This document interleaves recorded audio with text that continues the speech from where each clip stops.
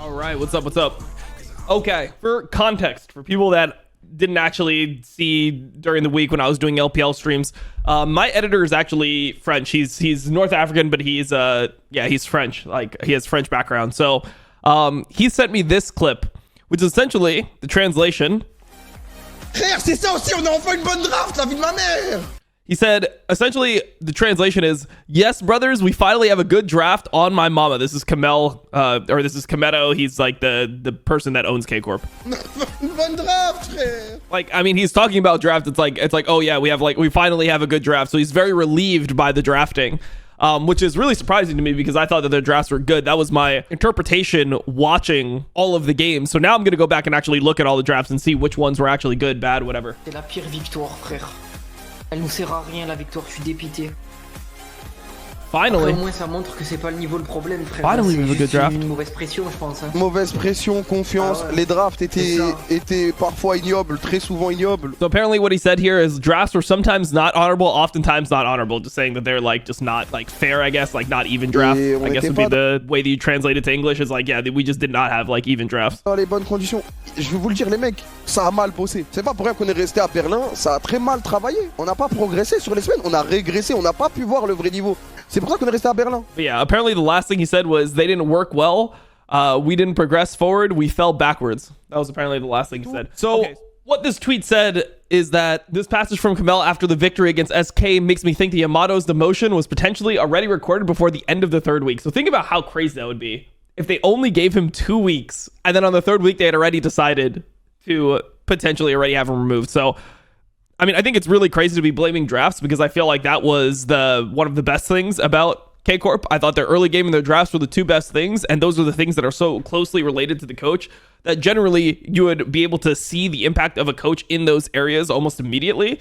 And over time, it's about, can the coach actually level up other parts of the game? And the reason why drafts and early game are so easy to coach is that in League of Legends, and I've said this on talk shows, but if you only watch my stream and, you know, this will probably be turned into a YouTube video or something, the reason why it's easiest to coach early game in drafts is because there's no tools in League of Legends to put you in mid to late game situations in practice. Like, you don't get to practice late game, mid game situations often. And most of the times, most of the ways that teams work on their mid to late game is by experiencing these situations on stage or experiencing like maybe 1 out of 5 games where you actually get a solid like late game situation in a scrim and deconstruct it after the fact. So you have the situation, then you rewatch the replay and you discuss, all right, how do we want to play the situation in the future? How are we going to delegate different tasks of this Baron? So if somebody needs to zone, who's going to call to zone? Who wants to call to finish?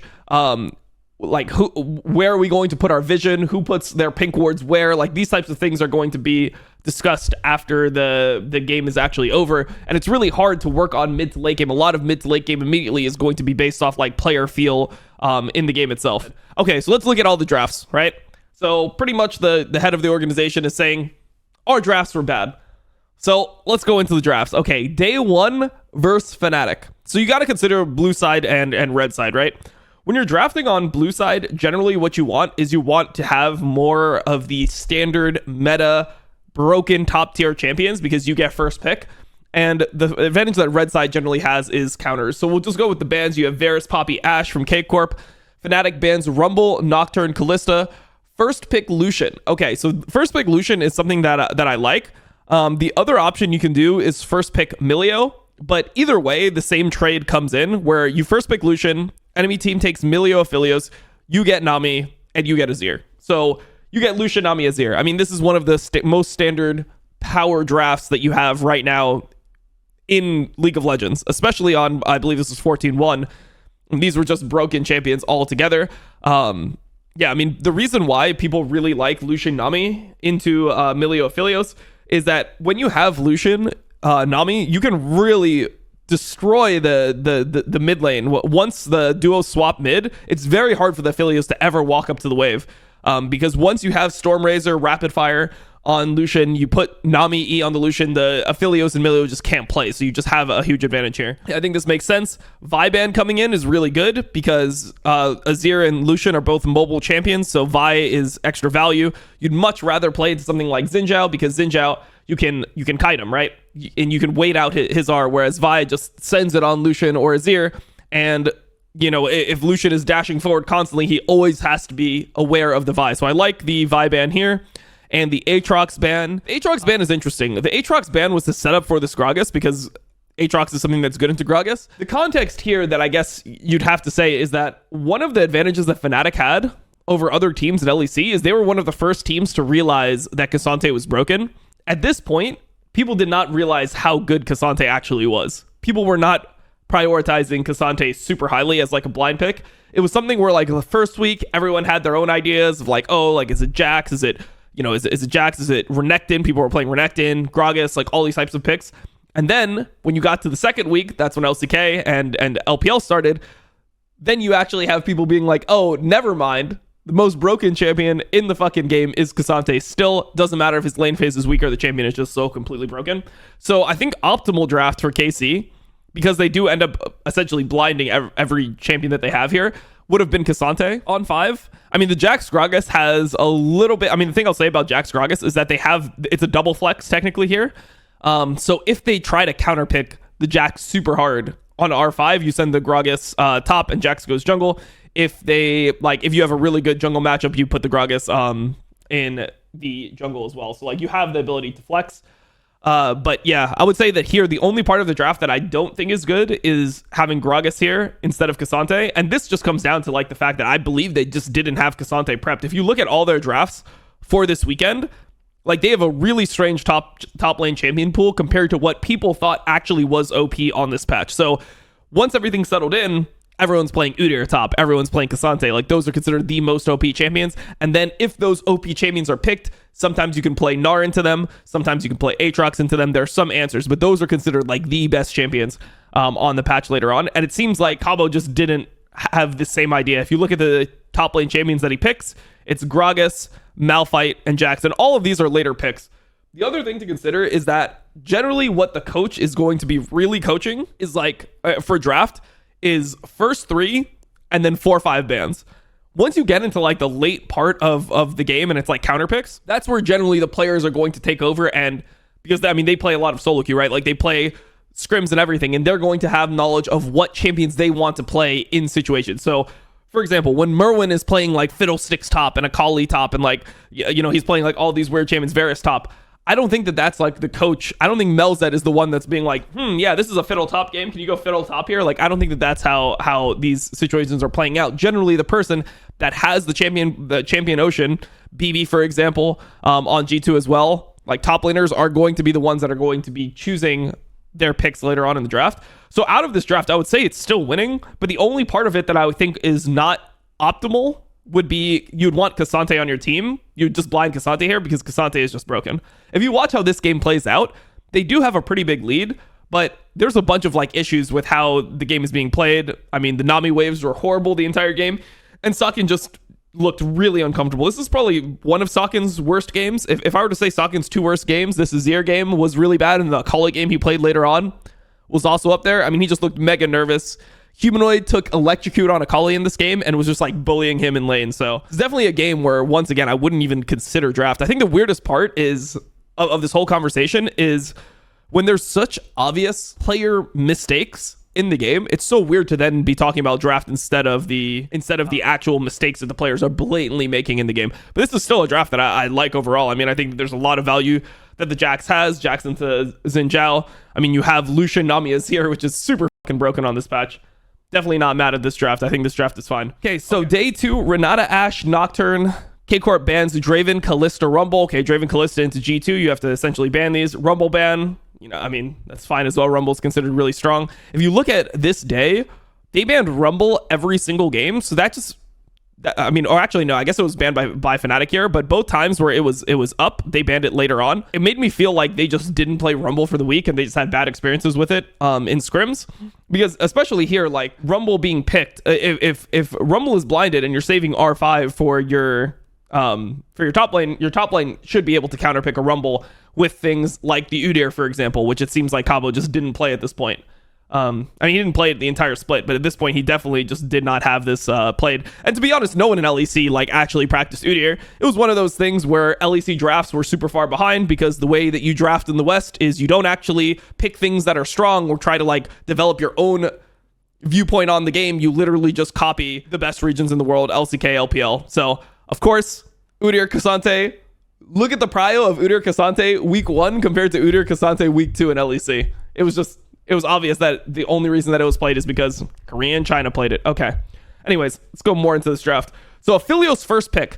I think this is actually a big mistake by G2. I think the way that you want to do this trade is you want to first pick Milio when Lucian is up. When Lucian is up, generally, you want to first pick Lucian or Milio. Like, if you're really confident in your Lucian player, you pick the Lucian.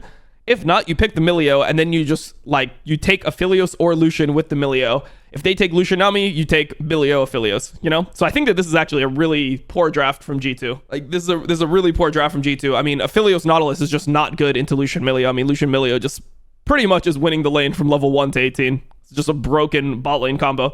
And of course, it's LEC, so people will just blame Lucian. They'll just be like, no, Lucian sucks because, like, it's losing or some shit. I don't even know what the argument is, but people are very mad at Lucian Milio in LEC. I just think that this is wrong. I think the champion is super OP. I think this pairing is really OP as well. And yeah, I'm just a fan of this combo. So once again, I think that K-Corp actually made it out ahead in this part of the draft. Lucian Milio, LeBlanc is taken for caps. This is when AD LeBlanc was really OP. And the Nico is answered into the LeBlanc. The Nico is answered into the LeBlanc. The reason that they go Nico here is because it is probably the best laning matchup into LeBlanc that K-Corp was comfortable picking.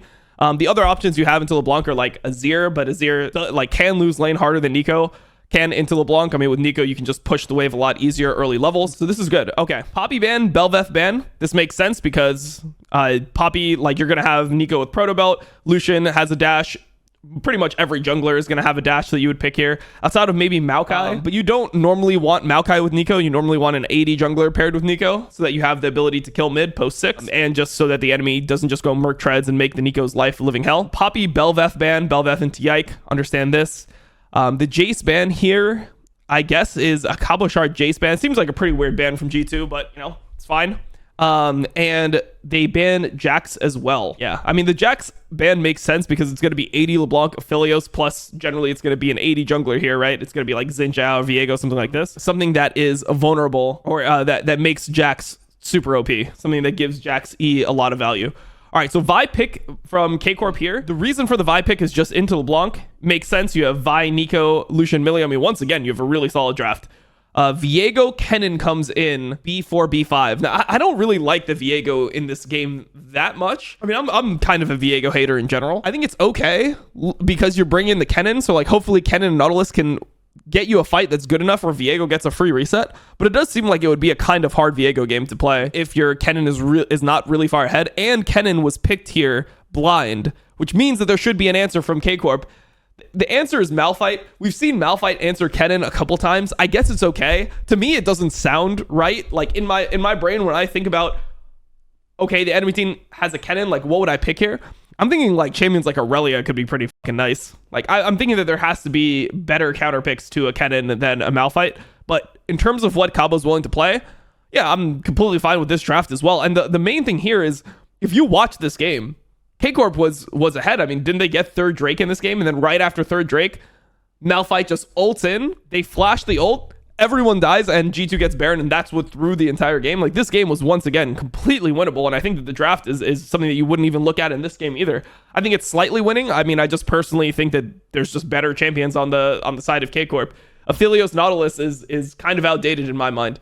I think that this lane is pretty weak into Lucian Milio in general. So it feels like G2 just kind of got away with just being better players. They just drafted like lanes that I guess should be winning, and then they just, or like, I guess they drafted like champions that should be winning. Yeah, and like top and mid, and they just used that advantage later on in the game. I think the biggest problem for K-Corp's draft here is that they don't have really great side laning.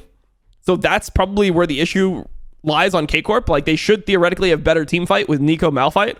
But in terms of 1-3-1 side laning, LeBlanc is going to be super annoying this game. Kennen is going to be annoying as well. The reason that's not the biggest issue, normally you don't want to have like weak side laners. But the reason why this is not a massive issue in this draft is because the Vi actually allows you to pick off these squishy side laners.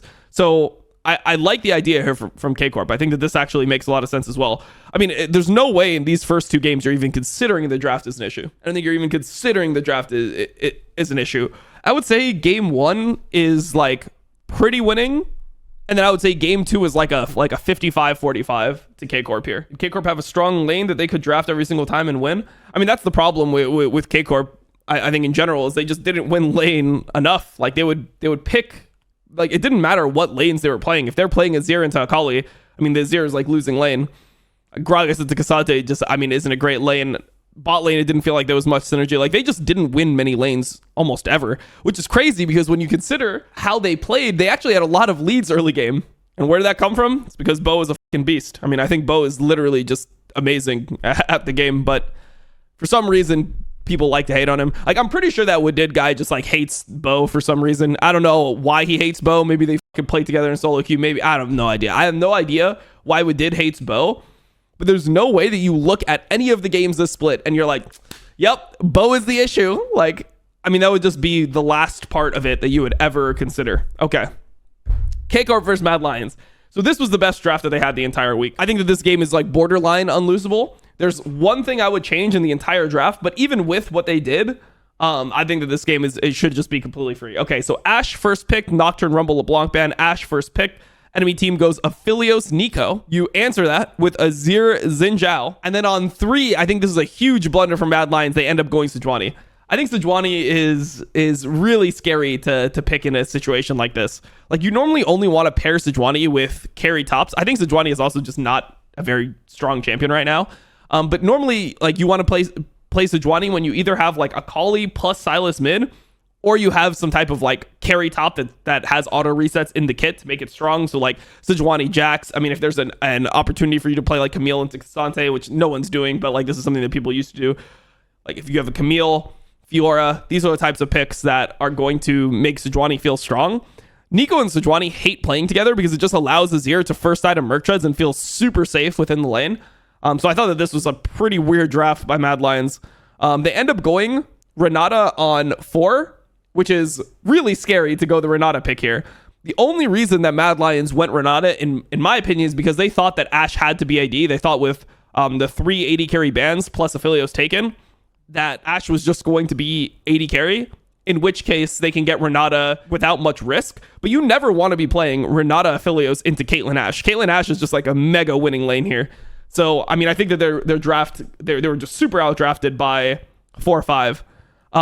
The only pick that I don't like out of K-Corp's draft is this Jax. I think that it just adds extra variance into the game. And if you think about how the game should play out, when you're drafting Ashe Caitlyn, generally you just want the whole game to revolve around bot lane, right? You want to time your wave crash with the fact that you're jungler, and you have stronger jungler too, right?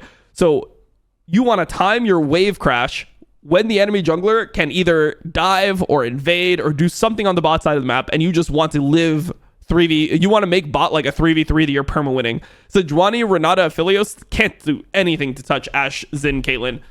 If Ashe, Xin, and Caitlyn play well with the waves. So the only pick that I don't like here is this Jax, because I think that you just want something that's like really weak sidable.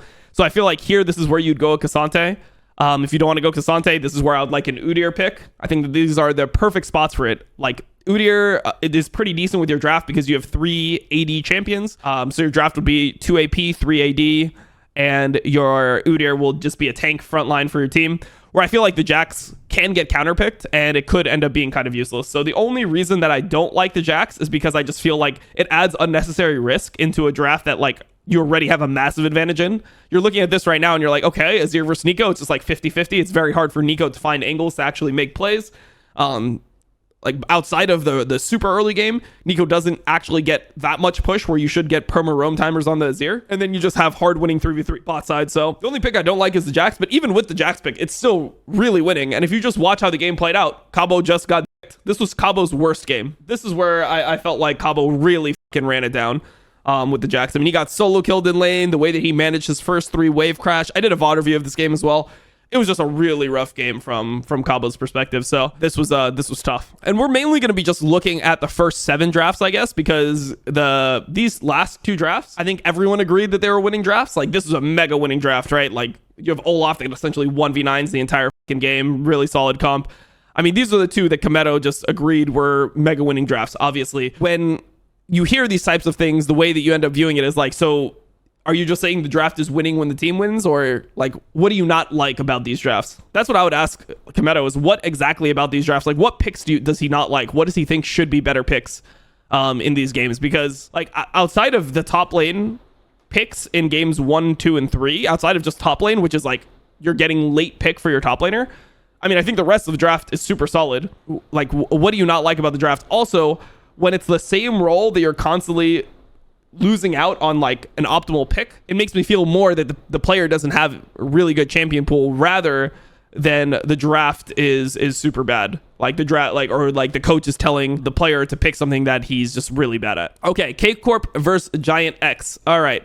So this draft, I think that this is one of the drafts I didn't like. I think this is the first draft where I guess I would consider it losing. You have Vi first pick. Enemy team goes Senna, Xin Zhao. You answer with Rakan, Azir. So they like, I think here you'd have to go Xayah Rakan most of the time. And then enemy team goes Senna, Seraphine. You end up going Kai'Sa Rakan into Senna, Seraphine. And I think that it's very hard to actually break this lane. I mean, Senna, Seraphine is just considered kind of OP in LEC if a team is able to play it. You have Azir that gets answered by Akali. You have K'Sante that gets answered by Aatrox. I think this is like the first draft that I would say is losing. I would say this is like winning pretty hard. I would say this is winning slightly, and this is winning pretty hard. I would say this is probably you're losing pretty hard in this draft. You just don't have many advantages in lane. Like, it's not like you win early 2v2 bot. Like, you don't like you win all ins, but you don't actually like out pressure the lane. You don't have a strong jungler that you can really break the bot lane with. I think that if you had the Xin Zhao and enemy team had Vi, then maybe you could do something to like gank bot lane, make the Senna Seraphine suffer. But this is the first draft where I just felt like they didn't really have a clear advantage. And it seems like what ended up happening is that they played these earlier games and they tried different approaches, right? Like this game, they tried Caitlyn Ashe and they're playing through lane pressure. They're really bad at playing through lane pressure. Like the way that they crashed waves, the way that they actually played the game out was just not good. Like you have to actually be able to 3-wave crash, chunk turret on good timings, play around your jungler's timings. It just felt like K-Corp just plays the lane just randomly, you know, like they walk up, they hit the enemies when the enemies are, you know, close enough to be auto attacked. They crash whatever wave ends up crashing based on how fast they pushed or like how much they were able to trade. And then they just play it from there. So this was actually pretty bad. Yeah, this draft I think is just objectively losing. I think that this draft, the reason that they went for this is because they failed a lane pressure draft and they're like, okay, you know what we need? We need just buttons. We need the ability to fight.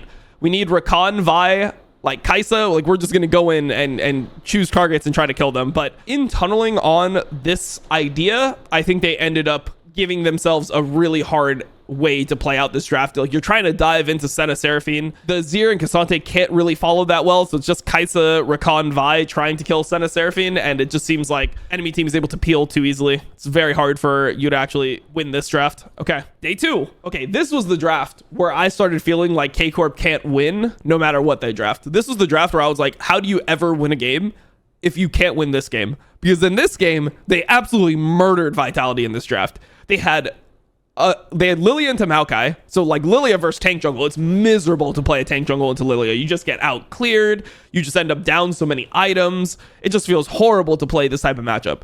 And on top of playing a matchup where Lilia is playing into Maokai and it's like, you know, it's really good for the Lilia side, they have 3 winning lanes. They have Varus Rel into Xayah Rakan. They have Rumble into K'Sante, so like essentially a hard counter pick top. And then they have Tristana versus Ahri mid. Like Ahri just can't lane versus Tristana. So they have 3 lanes with pressure, plus a winning jungler, like plus a stronger jungler, and they somehow found a way to lose this game as well. This was the really disgusting game that everyone was saying was probably the worst game that they'd ever seen played. But yeah, I mean, this, like, there's just no, the enemy team doesn't win at any point. They don't win side lanes. They don't win lane phase. They shouldn't outscale you later on. Like, they shouldn't get objectives early. They shouldn't be able to contest grubs. Like, there's literally nothing that Vitality actually has here to win. They have Ahri Maokai. How weak is Ahri Maokai? Pretty much the only time you see Ahri picked is with Vi, pretty much. It's like Vi, Ahri, maybe you can do something with a lot of mid lane bans. This was crazy that K-Corp ended up losing this game. I mean, this is the hardest you could ever win a draft. You have win every single lane wins. You win in team fights. You win in side lane. You have like a stronger early jungler, or you have a jungler that out clears the enemy jungle. If you lose this draft, just disband the team. Literally. Varus isn't a pick? What does that mean, Varus isn't a pick?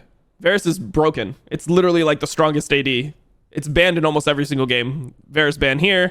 Varus ban here. Varus actually goes through in this one because like there's a trade. Varus is banned here. I mean, Varus is literally like the strongest AD carry in the entire game. So broken. Can go lethality. It can go on hit. It is just super, super broken. Like it does everything. It literally does everything. It's good in lane. It scales well. It can play from far range. It can play in. It could be a tank killer. Like you could even go AP on this champion. It is a broken pick. Upset just plays Varus. Like he's just really bad at Varus. Upset just can't play Varus. And partly I think it was one of those things where Varus is just banned so often that you kind of don't put as much time into it because you just assume it'll be banned, and then when it's actually let through, you're not playing it as well as you should be. I mean, 3 frontline too. It's like 3 people that are melee range into Lilia. Lilia is one of the best tank killing champions in the entire game with Leandries from the jungle. I mean, yeah. It's just you can't win draft much harder than this. All right, so let's count. I think that there's like 1 hard winning, 2 hard winning, 1 hard losing, 2 slight winning. That's pretty much how I estimate this so far. So like 4 drafts I would say are like in the good category, but 2 drafts are really good. 1 draft is, I don't know if this is really bad, but it's pretty bad. And then this draft I think is the worst draft that K-Corp had the entire split. This is the one where they late picked Lilia and enemy team just got Milio and no one could play the game because there's only 1 CC that they really have on their team, which is the Lilia, and enemy team is Milio, which just hard counters it. Yeah, this was a hard losing draft in my opinion. I mean, first pick Azir, Corki answered, Draven like answers the Aphelios. They get a random Scion here. Like I don't even understand why there's a Scion in this draft. I mean, what this should be like Udyr, because Udyr is pretty good into Draven. It's also pretty good into K'Sante. It just takes like Draven has to be pretty far ahead to actually kill an Udyr. And normally Draven players, they want to be building lethality on this patch. It seems like that is like the best build is lethality Draven. And yeah, like this was just one where, yeah, I mean, Udyr would have been turbo if they actually play it. I think Scion into K'Sante, I mean, it doesn't even win lane. I don't know. It just seems bad. But yeah, this draft was the worst draft they had. This was just like objectively hard losing draft.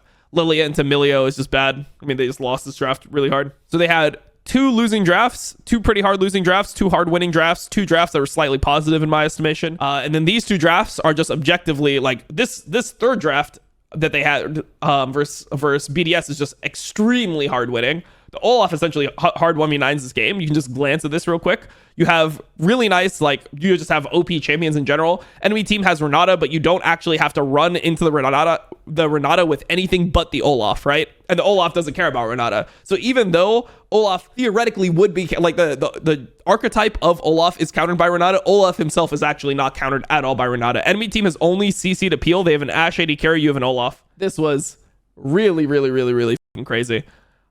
This draft. So this is objectively winning. This is the one where Kameto even agrees that they have a winning draft here. They just had a lot of playmaking potential in this draft. Overall, good. I mean, Varus Rel into Xayah Rakan, I think that's a slightly winning lane. Varus, it ends up being Varus Nautilus. I don't really like Varus with Rel and Nautilus, and in general, I'm not a huge fan of Rel with tank support. I just feel like you just end up being low damage, and it's very hard to actually punish with this. Like, the way that this works, Corki is just, it's very hard for Corki to actually play this game. I don't really like Corki into Nico, by the way. I think that Corki into Nico is kind of fake. I like Corki into pretty much only Azir. Maybe you can do Corki. I mean, Corki into Orianna is pretty hard in lane as well.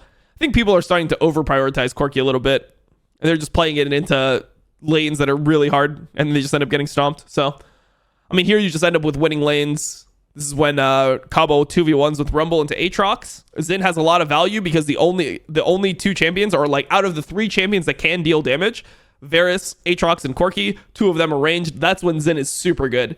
I think the parts where Xin becomes hard is if they have like a good mix of melees that actually can kill Xin and ranged champions that are also good. So for example, if the enemy team has K'Sante plus a damage dealing jungler, so let's say they have like K'Sante, Viego, and then they have 2 ranged DPS, I think that's where the Xin becomes harder to play. But yeah, this is like objectively winning. Okay, so the last draft we're going to review is this K-Corp versus Rogue draft. Okay, so Rogue bans Xayah, Rumble, Renata, KC bans Seraphine Varus Callista. First pick Senna.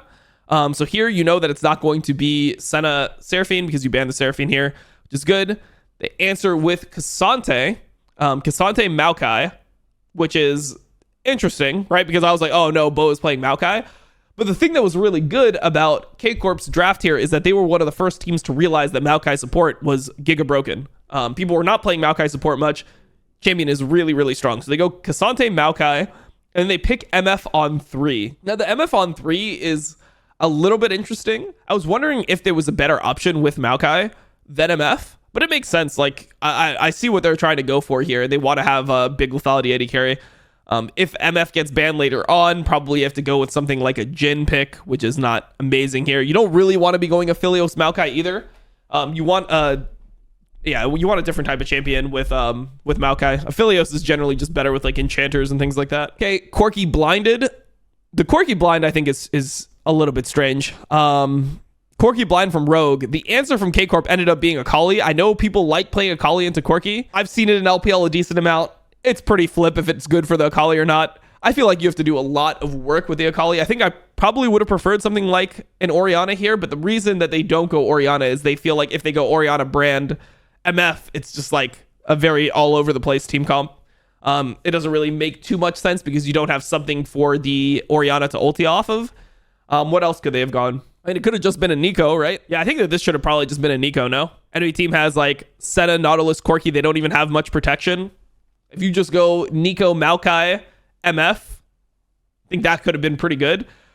The reason that they don't is they're trying to set up for this brand pick, which it's pretty smart the way that they did this, right? Because people didn't consider Maokai really a support, so they don't ban out the AP junglers like Lilia and Brand here, the carry junglers for Bo, and they're able to get Brand later on. In terms of how this draft played out, I mean, the idea here behind the draft is that their enemy team is really weak 3v3 bot side early. Senna, Nautilus, Rel, they have almost no damage with this combo. This is probably one of the lowest damage bot lane combos, like 3v3 you can have. You consider other champions that are in the meta, like Lucian, Varus, Xin Zhao, Viego, Vi, like almost all of these champions will do more damage. This is like all utility. So the idea here is that you just dive bot over and over. You make it unplayable for their bot lane, which to be fair is what K-Corp tried to do. It just felt like they didn't get enough of an advantage. You know, like they got, like 2 kills diving in like 15 minutes. And yeah, I mean, that kind of sucked for Rogue.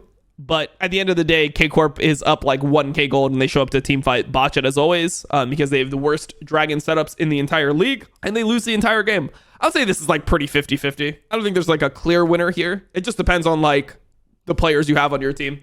If you have Socket on your team, you're probably always losing this draft because Akali is just not something you can play. But yeah, there we go. That's my review. I mean, overall, K-Corp just won the majority of the drafts that they had. At the very least, they had playable drafts. Like, even if you disagree and you're like, oh, Lucian is a bad champion, like you're one of these people that just thinks Lucian is terrible, I mean, you should at least consider it playable in the spots that they were in. So in no world are you looking at this and you're saying, oh, K-Corp is just getting out drafted, that's the reason why they're losing. Like, that just doesn't make sense. I just don't understand what the reasoning would be for that. And I would love to actually hear people like discuss the draft and see why people think K-Corp is losing all these drafts, because to me they're looking good.